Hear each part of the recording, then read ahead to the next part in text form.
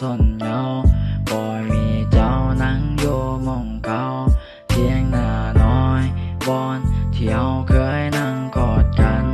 ตอนที่คอยยังซ้ำคัญแต่ตอนนี้เจ้าก็เปลี่ยนผ่านส่วนตัวไอ้ก็ต้องทนเหงาอยู่อย่างนั้น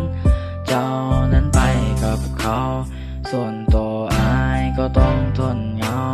ปล่อยให้เขาได้ดูแลเจ้าถ้ามือใดเขาบอกแค่เจ้าก็อยากแก่เจ้านั้นวนกลับมา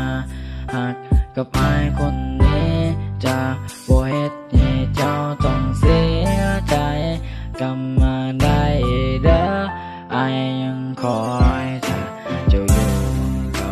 ที่เที่ยงนาน้อยยังคอยท่าเจ้าแต่เจ้าก็คงบ่หันกลับมาเพราะว่าไอ้คนนี้บ่มีอีหยังสิจะเฮ็ดให้เจ้าหันมันแนมกันแต่เจ้ากลับมา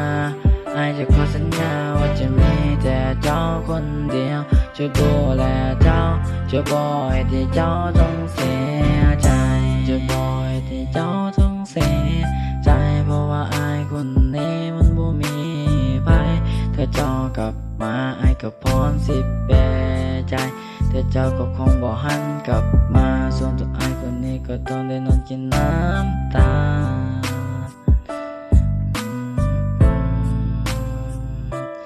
นอนกินน้ำตาเจ้านั้นไปกับเขาส่วนตัวไอ้ก็ต้องทนเหงาบ่มีเจ้านั่งอยู่มองเขาเพียงหน้าน้อยบอนที่เราเคยนั่งกอดกันตอนที่คอยยังซ้ำกันแต่ตอนนี้เจ้าก็เปลี่ยนผ่านส่วนตัวไอ้ก็ต้องทนเหงาอยู่อย่างนั้นเจ้านั้นไปกับเขาส่วนตัวไอ้ก็ต้องทนเหงาปล่อยให้เขาได้ดูแลเจ้าถ้ามือใดเขาบอกแค่เจ้าก็อยากให้เจ้านั้นวนกลับมาหักกับไอ้คนนี้จะบ่เฮ็ดให้เจ้าต้องเสียใจ